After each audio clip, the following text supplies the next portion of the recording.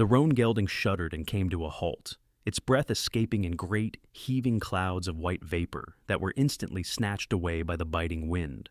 Caleb Thorne did not urge the beast forward. He sat motionless in the saddle, his gloved hands resting heavily on the pommel, his entire body screaming in protest after 3 weeks of relentless riding north.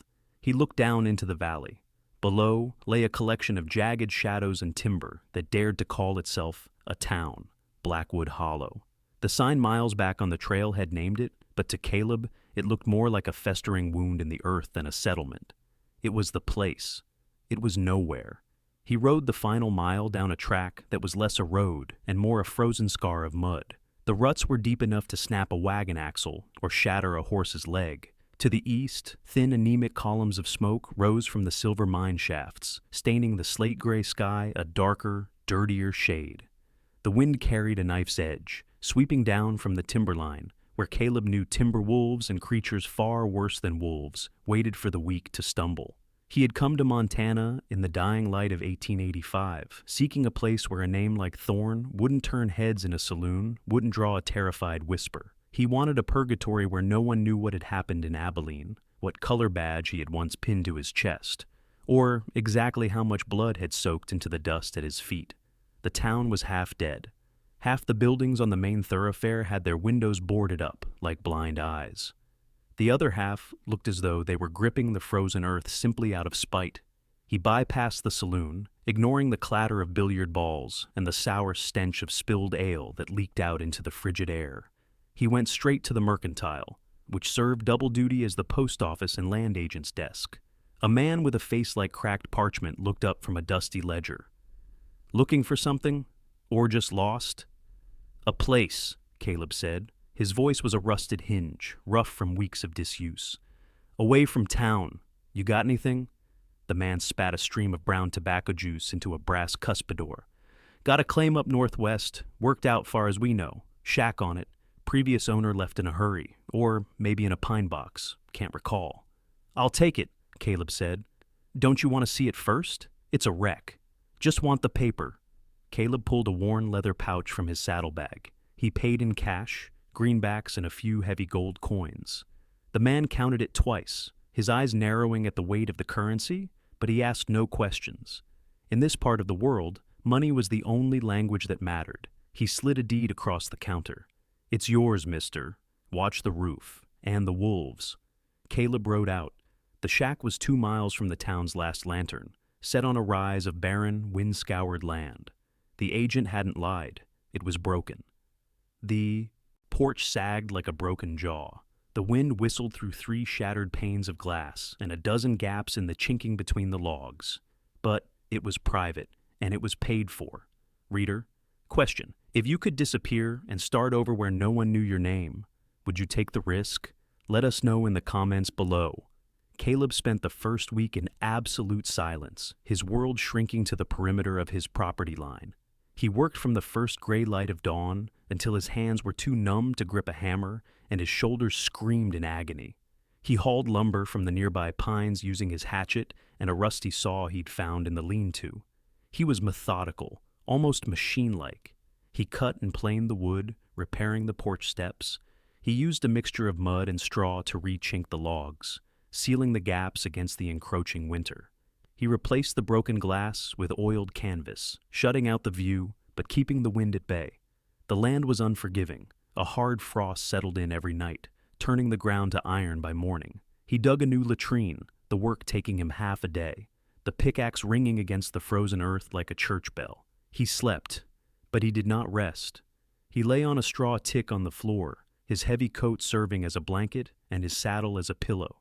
Under the saddle, cold and heavy, rested his Remington revolver.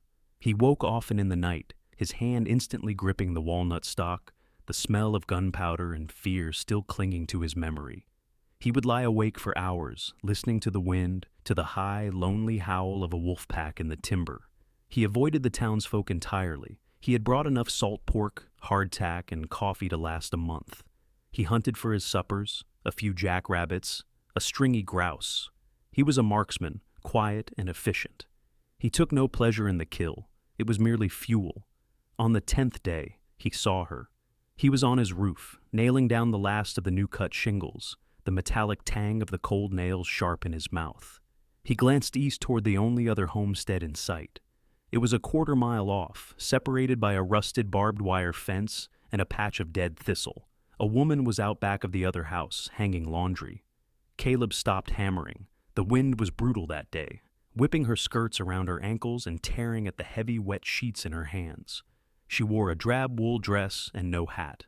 Her hair, the color of dark mahogany, was pulled back tight, but rogue strands had escaped and lashed across her face. He watched her fight the wind and the canvas. Her shoulders were set, her movements angry and strong. She was alone. There was no one to help her hold the line taut, no one to hand her the clothespins. She must have felt the weight of his gaze. She stopped, one hand holding a white sheet that snapped like a surrender flag, and turned her head. She looked right at his shack. He was a dark silhouette against the gray sky, a hammer in his hand. Caleb expected a wave, a nod. It was the custom of the frontier, a small acknowledgement of shared hardship. Mara Kincaid did not wave. She stared at him for a long, hard second. Her face was pale and plain, shut tight against the cold and against him. Then she turned back to her work, snatching another pin from the bag at her waist and driving it onto the line with fierce, deliberate force. Caleb turned back to his hammering. The message was clear. He was to keep his distance. That suited him fine. Enjoying the story so far? Don't forget to subscribe to our newsletter for more gripping tales of the frontier. He ran out of nails 3 days later. He also needed salt and kerosene. He put it off until morning, but the morning brought a new layer of frost, and the need was unavoidable. He saddled his horse, checked his revolver, and rode into Blackwood Hollow. He tied the horse to the hitching post outside the general store. This time, the saloon was busier. It was past noon, and miners from the shafts were clumped at the bar, nursing beers, their faces gray with permanent dust. Caleb kept his hat low and went for the store counter. He gathered his supplies in silence. Nails, a sack of salt, 2 tins of kerosene. As he waited for the storekeep to tally the cost, he felt the atmosphere in the room shift. The miners at the bar had lowered their voices. "That's him," a voice muttered. "The new one. Bought the old Miller place." "Another one. Wonder how long he'll last." Caleb kept his back to them, focusing on the counter, on the slow scratch of the man's pencil. Then, the name. "He's moved in next to the widow Kincaid," another man said. This one was closer. Caleb could smell the cheap whiskey on his breath. "That one. She's trouble. Cold as this weather." "Cold?" A low chuckle. "Not what I heard. Heard she was plenty warm for old man Kincaid. Too warm, maybe. He died sudden." "It was the stew," the whiskey drinker whispered, loud enough for the whole room to hear. "Folks say she made his stew a little too strong. Put some seasoning in it." "Poison? You mean poison?" "I mean, she ain't cried a single tear over him. Just buried him and went right back to her chickens. Now this fella moves in. Wonder if she's looking to cook for him, too." A round of mean, quiet laughter rippled through the room. Caleb's shoulders tightened. He felt the familiar sick heat rise in his gut. The urge to turn, to grab the front of the man's shirt, to see the fear enter his eyes. He knew that urge. It was the same one that had cost his brother his life. He crushed it. He laid his coins on the counter, the exact amount. He picked up his sacks, the weight settling him. He did not look at the men. He walked out of the store, the silence of the saloon following him like a physical weight. He mounted his horse and rode out, the whispers clinging to him like burrs. The widow, Mara Kincaid. He thought of her face, turned away from him in the wind. Not cold, guarded. He spent the next few days reinforcing his own small world. He built a better fence for his horse. He chopped a month's worth of firewood, the rhythmic thud of the axe the only sound he made. He watched the smoke rise from her chimney, a thin, steady line. He saw her sometimes, chopping her own wood or carrying buckets from her well. She never looked his way again, and he kept his eyes on his work. The night the wolves came, it was pitch dark. No moon, just a high, thin layer of clouds that trapped the cold against the earth. Caleb was cleaning his rifle by the light of a single kerosene lamp. He had been restless all evening, the silence of the shack pressing in. He kept thinking of Abilene, of the smell of stale beer in that saloon, of the whispers. He heard it first. Not a howl, a sound of absolute panic. The frantic, terrified squawking of chickens cut short by a wet, guttural snarl. He was moving before he thought. The rifle was already in his hands, loaded. He grabbed a handful of extra cartridges, shoved his feet into his boots, and was out the door, pulling his coat on as he ran. He didn't bother with the horse. He vaulted his own fence and ran across the frozen, dark expanse between their properties. The noise was worse now, a terrible ripping, snarling mixed with the screams of the birds. He saw the light.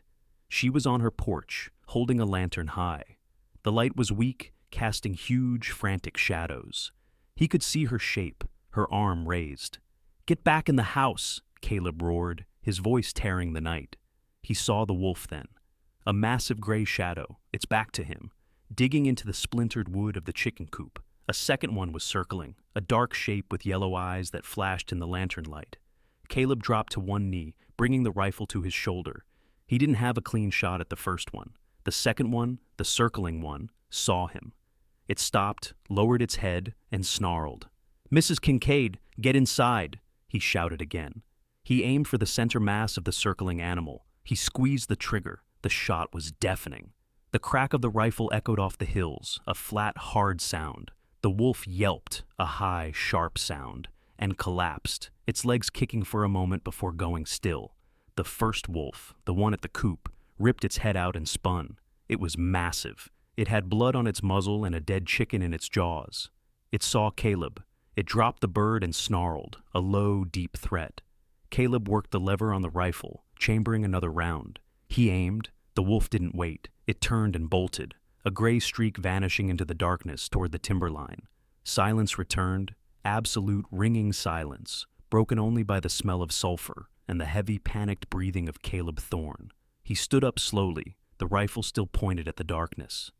"It's gone," he said. He walked forward, his boots crunching on the frozen ground. The lantern light was shaking.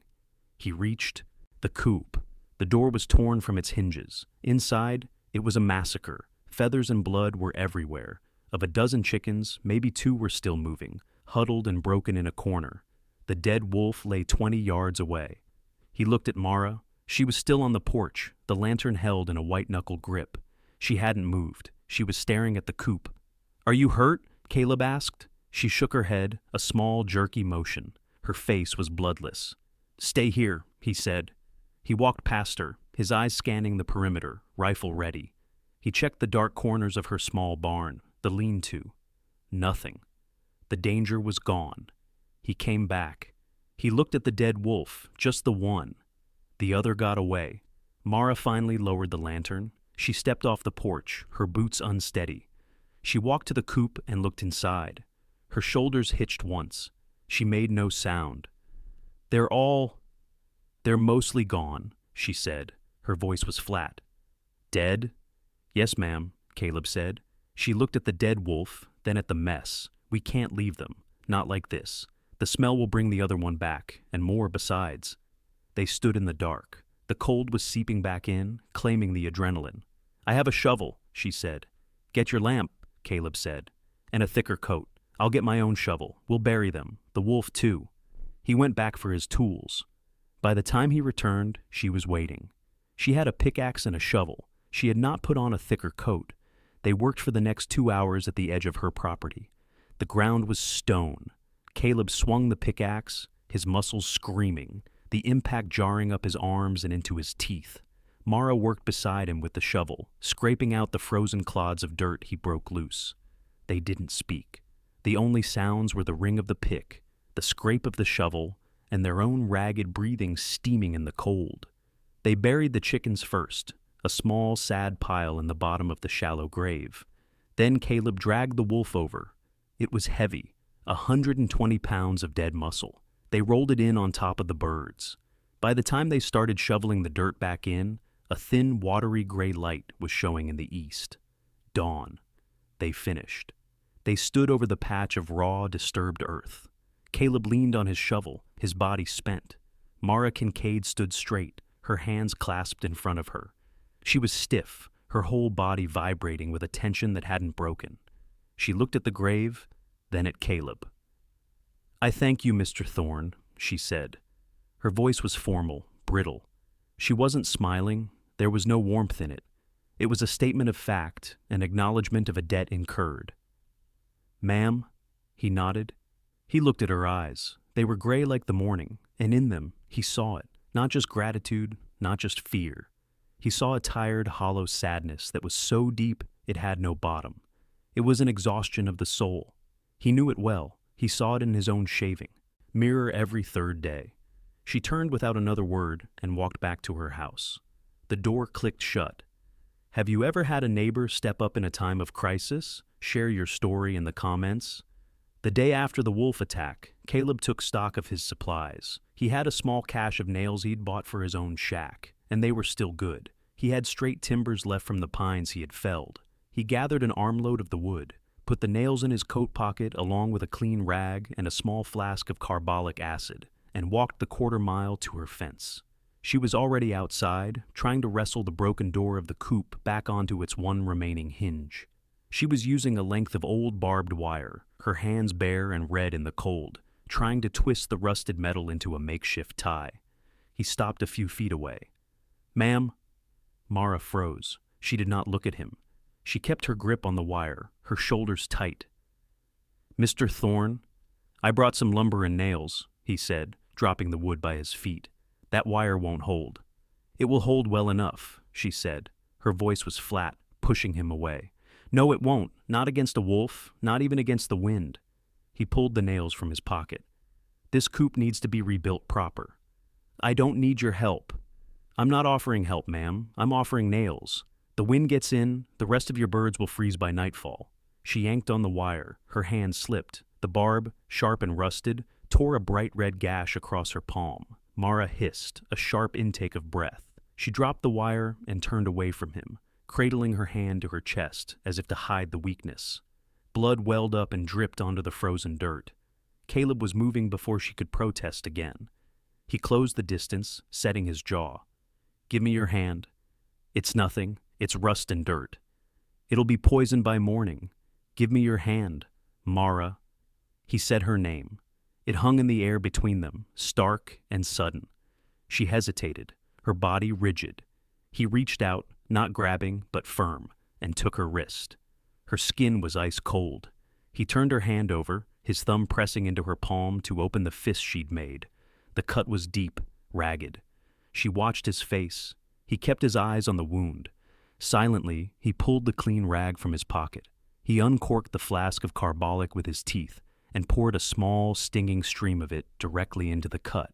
She flinched, her whole body jerking, but she did not pull away. The sharp, clean smell of the antiseptic cut through the morning air.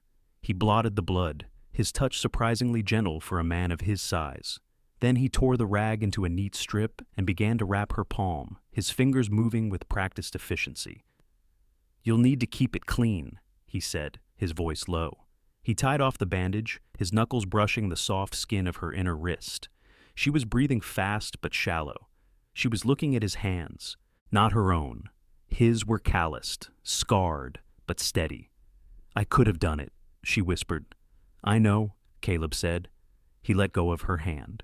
He turned, picked up his hammer from his own belt, and walked to the coop. "You go inside. Get that hand warm." She started to say something, to refuse again, but the words died in her throat. The fight had gone out of her, replaced by a cold, weary shock. She watched him for a second, a strange, unreadable expression on her face. Then she turned and walked stiffly back to her house.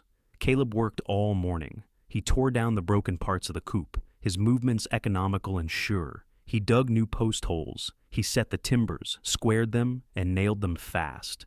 He used his own wood, his own nails, his own sweat. When he was finished, the coop was small, but it was solid. It was safe. He gathered his tools. He did not knock on her door. He simply walked back to his own land. Life settled into a new pattern. It was not friendship. It was a truce drawn in the space between their two properties. The next morning, Caleb found 2 white eggs sitting on the fence post that marked the edge of his land. The day after, he shot a rabbit. It was a clean shot. He dressed it and, that evening, left the meat wrapped in a piece of clean canvas on her porch. He didn't wait. A few days later, he was checking the perimeter of his own fence and found her struggling to lift a heavy bucket of water from her well. The pulley was frozen. He walked over, took the rope from her bandaged hand, and hauled the bucket up, the ice cracking as it came. He filled her bucket and then his own, and they walked back toward their homes, side by side for 20 yards, neither speaking a word. They traded. He had bullets and strength. She had 2 laying hens that had survived the attack and a small root cellar. She would leave a jar of pickled beets. He would leave a stack of freshly split kindling. He fixed a loose board on her fence. She mended a tear in his canvas coat, leaving it folded on his porch, the stitches small and neat. The weather turned. The gray skies of October thickened, and finally, in the first week of November, the sky broke. The snow began. It did not come gently. It came as a horizontal sheet of white, driven by a wind that moaned across the high plains like a dying god. The temperature plummeted. The world shrank to the view from their windows, a swirling mess of white and gray. Caleb was trapped. He had enough wood for 3 days, maybe 4. He spent the first day and night just listening to the timbers of his shack groaning, the wind trying to tear the roof from its walls. On the second night, the fire in his stove was low. The cold was a living thing. It found every crack he had sealed, every small gap in the logs. It settled on his skin, in his bones. He was wearing every piece of clothing he owned, and he was still shivering. And the ghost came in the screaming of the wind. He heard the gunshots in Abilene. Iskan heard his brother's voice. He smelled the gunpowder. He saw the blood in the dust. The cold, the dark, the solitude, it all mixed together, and the careful wall he had built around himself in Montana finally broke. He was going to die here alone, in a frozen shack with nothing but his shame for a blanket. The man who came west to die was getting his wish, but the thought of Mara, just a quarter-mile away, trapped in the same white hell, ignited something, a last, desperate flicker. He pulled on his coat. He grabbed his rifle, though he didn't know why. He found a length of rope and tied it to his door handle. He would tie the other end to his waist. If he missed her house, if he got lost in the white, he could at least try to pull himself back. He opened the door. The wind tore it from his hand and slammed it against the wall. Snow filled the cabin in a blinding, suffocating rush. He stepped out into it. It was not air.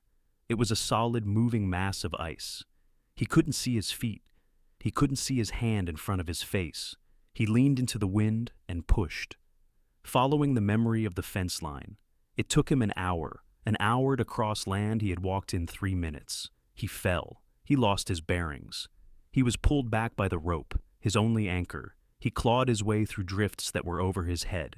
He was not a man. He was a frozen, desperate animal. He hit something solid, not a tree, a wall. He felt it with his numb hands. Wood, the porch. He stumbled, fell against her door, and pounded. His fist felt like a dead, heavy thing. The door opened a crack. He saw her eye, wide with fear. "Caleb!" He fell forward through the door, collapsing onto the rough floorboards of her cabin. The rope, still tied to his waist, snaked out into the storm. "The cold," he muttered. He was shaking, his whole body convulsing. The blood. So much blood. Mara slammed the door, fighting the wind. She threw the bar, shutting the storm out. Her cabin was small, but it was warm. A fire blazed in her stove. It smelled of coffee and wood smoke. She looked down at him. He was a heap of snow and frozen wool. He was not a threat. He was broken. "Get up," she said, her voice sharp but not unkind. "You'll die there," he tried to say. He couldn't. His limbs wouldn't obey. He was muttering, his eyes wild. "Jake, I walked away. I walked away from it all." Mara grabbed him under the arms. She was strong. She dragged him, his boots scraping the floor, closer to the stove, the only source of life in the room. "Get this coat off," she ordered. She helped him. Her hands were rough, practical. She stripped off his frozen coat, his gloves. His hands were blue. He was shivering so hard his teeth clicked. "You're a fool, Caleb Thorne," she said, but she was already at the stove, pouring coffee into a tin cup. She jammed it into his hands. "Drink." He drank. It was scalding hot, black and sweet. It burned a path down to his stomach. He coughed, and the shivering began to slow. He started. "Don't talk," she said. "Just sit. I'm not losing my neighbor to a storm. It's too much paperwork." He sat on the floor, his back against the wall, his legs stretched toward the stove. He drank the coffee. The warmth began to spread. The terror of the storm, the ghosts, they began to recede. He was exhausted, more tired than he had ever been. His eyes grew heavy. He was asleep in 2 minutes, the tin cup still held loosely in his hand. Mara watched him. He looked younger asleep. The hard lines around his mouth and eyes softened. He was just a man. She went to her own bed, but she didn't sleep. She sat in a chair, the shotgun across her lap, and watched him by the dim light of the stove's fire. In the middle of the night, he moaned, his shoulders twitching. He was dreaming. He shifted, his shirt pulling tight. Mara leaned forward in the orange glow from the stove. She saw it. His shirt had pulled away from his shoulder. She saw the scars. They were old, but they were ugly. 2, 3 round, puckered wounds, the skin shiny and ruined. Bullet holes. One on his shoulder, another lower on his back near the kidney. Old and ragged. She stared at them. This was the past he carried. This was the violence he was running from. He hadn't just seen blood. He had shed it. He had bled it. A strange, unfamiliar feeling moved in her chest. It was not pity. It was recognition. A fellow survivor. He shivered again, even in his sleep. Mara stood up. She went to the old wooden chest at the foot of her bed. She opened it. The smell of cedar and mothballs wafted out.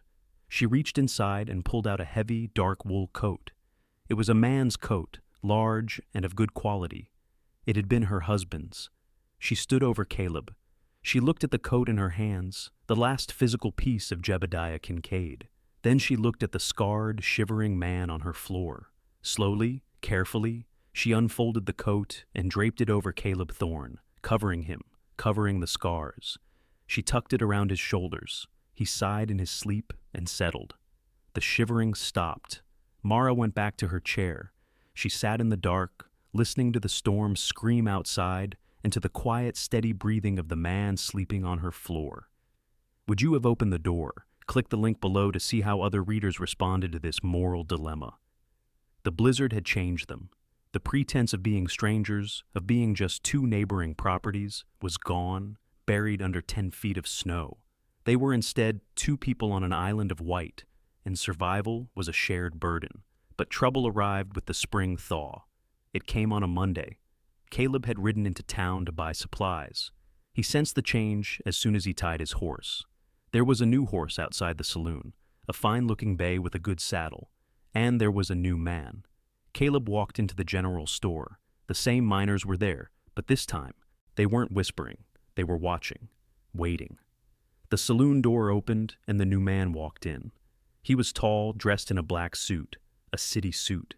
He had a thin, mean mouth and eyes that darted around, assessing. He looked at Caleb. He looked at the miners. "Which one of you is sleeping with the murderess?" he announced, his voice high and reedy. Caleb turned slowly. The man smiled, a thin, greasy expression. "Ah, it must be you, the big one." He walked up to Caleb, his heels clicking.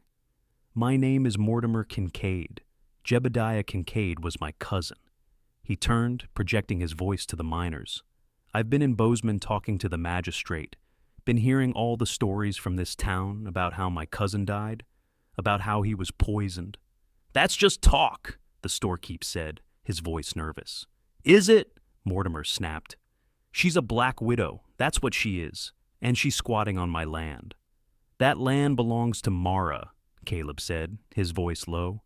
"It belongs to the Kincaid family," Mortimer shouted, his face turning red. "And I'm the only family left. I'm here to take it. I'm filing a formal claim on the property, and I'm filing a formal accusation of murder against Mara Kincaid. I'm here to see her hanged." He turned back to Caleb, his eyes gleaming. "And you're just the hired stud. You can stay and watch, or you can get out of my way." Caleb looked at him. This was not a fighter. This was a scavenger, a coyote coming to steal the kill. "You'll stay away from her?" Caleb said. Mortimer laughed. "Or what? You'll shoot me? I'm not a fool. I'm doing this with the law. The judge will be here in 2 weeks, and we're going to have a hearing. She's got no right. And you, mister, have no say." Mortimer Kincaid smiled, adjusted his suit, and walked out of the store, heading toward the small building that served as the town's land office. The hearing was set for a Wednesday, the 10th of March. The circuit judge, a man named Harland, was coming through. On the morning of the 10th, Caleb and Mara walked into the land office. The town was packed inside. Mortimer Kincaid was at a small table, a thin, city-bought lawyer at his side. The miners Caleb had seen, the ones who had whispered, were there, lining the back wall. The trial was a farce. Mortimer's lawyer painted a picture of a frail, loving Jebediah, a community-minded man who had been taken advantage of by a cold and unhappy wife. He called the miners one by one. "Did you ever see her smile at him?" "No, sir, not once." "What about at the funeral?" "Stood there dry as a bone. Didn't shed a tear." Finally, Judge Harland looked at Mara. "Ma'am, do you have anyone to speak for you?" Mara was frozen. She was staring at her hands. Caleb stood up. "I will." He walked to the desk and put his hand on the Bible. The lawyer stood. "Mr. Thorne, you are a new arrival. What were you before you came here? A farmer? A gambler?" He turned to the judge. "Your Honor, this is a drifter. His testimony is worthless." "Mr. Thorne," the judge interrupted, his voice heavy. "What brought you to Blackwood Hollow? You have an honest face, but an air of trouble. Are you running from something?" This was it. The moment. Caleb looked at Mara. She was watching him, her face pale, her eyes begging him, "Don't." He looked at the judge. "Yes," Caleb said. The room went silent. "Running from what?" the judge asked. "From myself," Caleb said. He took a breath. "I came from Abilene. I was a deputy marshal." A gasp went through the room. "A lawman," the lawyer said, his voice suddenly uncertain. "I left," Caleb continued, his voice hard and clear, "because I was no longer fit to wear the badge. I was in a gunfight. My brother was killed. After a boy, a kid no older than 20, he was part of it, but he was drunk, scared. He had his gun out, but it was pointed at the floor. He was no threat." He looked at the judge. "I emptied my pistol into him, 6 shots. I did not stop pulling the trigger. It was murder, and I knew it, so I left. I burned my badge. I came here to be done. So, yes, I am a drifter. I am a man who has killed, but I am not a liar. And I am telling this court that Mara Kincaid is the most honest and the most brutalized woman I have ever known. She did not kill her husband. She just survived him." He walked back to his chair. The room was stunned. The judge cleared his throat. "Mrs. Kincaid, stand." Mara stood. "Ma'am, I ask you under oath. Did you poison your husband, Jebediah Kincaid?" Mara looked at the judge. She looked at Mortimer. She looked at the faces of the miners who had condemned her for 2 years. And she broke. "I thought about it," she screamed. The room gasped. "Yes," she wept, the tears streaming down her face. "I thought about it every day. I thought about it when he found me trying to leave, and he dragged me back and tied me to the bedpost. He left me there for a full night and a day, and he sat in a chair and ate his dinner and watched me." The room was silent, horrified. "I thought about it," she continued, her voice a raw whisper. "When he broke my wrist and told Dr. Miller, I fell down the porch steps. After, I prayed for him to die, but I didn't do it. I was too afraid of him even to save myself. I didn't poison him. I just watched him get sick, and I didn't feel sad. He died, and I was just tired." The silence in the room was absolute. Judge Harland stared at Mara. He turned his gaze to Mortimer Kincaid. "Mr. Kincaid, you have brought me no proof. You have nothing but hearsay, spite, and greed." He picked up his gavel. "This accusation is dismissed. The claim on the land is dismissed. The property belongs to Mrs. Kincaid. Get out." They walked out of the land office. The town was waiting on the boardwalk. They stared. Their faces were not apologetic. They were angry. They had been wrong. Caleb and Mara kept walking. One foot, then the next. A rock. It came from an alley, between the saloon and the general store. It arced through the air, aimed at Mara's head. Caleb saw the motion. He spun, shoving Mara behind him, turning his own body into a shield. The rock struck him high on the left shoulder with a sick, hard thud. Caleb grunted, but he did not fall. He didn't even turn. He just stood there, a bulwark. "Caleb!" Mara screamed. "Walk!" he said, his voice a low growl. He grabbed her hand and pulled her alongside him. They rode out of Blackwood Hollow, the silence of the town a heavy, oppressive thing at their backs. Weeks passed. The town turned its back on them completely. Prices at the store doubled for Caleb. They were isolated. Then the fire came. It started late on a Saturday night. Caleb smelled it first. He looked toward town. The sky was a sick, flickering orange. "Stay here," he said to Mara. "Caleb, no, they hate you." "I know," he said, swinging onto his saddle. "But I'm not them." He rode hard. Main Street was an inferno. The saloon was gone. The fire was jumping to the store. Caleb dismounted and took charge. He organized a bucket brigade, his voice roaring over the flames. The miners listened. They worked. "My boy!" Mrs. Miller shrieked. "Joshua, he's in the storage room." The storage room was engulfed in smoke. Caleb didn't hesitate. He wrapped a wet horse blanket around himself and kicked in the door. He disappeared into the black smoke. Moments later, he exploded out of a side window, rolling in the dirt, shielding the boy with his own body. He stood up, burned, his lungs screaming. He handed the boy to his mother. He took 2 steps, looked at the silent, shamed faces of the town, and collapsed. He woke in Mara's cabin. His lungs felt like they were filled with broken glass. He had been in and out of fever for 3 days. Mara was there, holding his hand, weeping. "You said you'd die before you saw me alone again," she whispered. "You liar, don't you dare die." "Didn't come here to be a hero," he whispered, his voice a wreck. "But I found a reason to live." The spring thaw finally came. It was real this time. The ice on the river broke. One afternoon, Mara came out of the cabin. Caleb was sitting on the porch, carving a piece of pine. He held it up. It was a nameplate, Vance and Kincaid. "So," she whispered, a small smile touching her lips. "We're not ghosts anymore."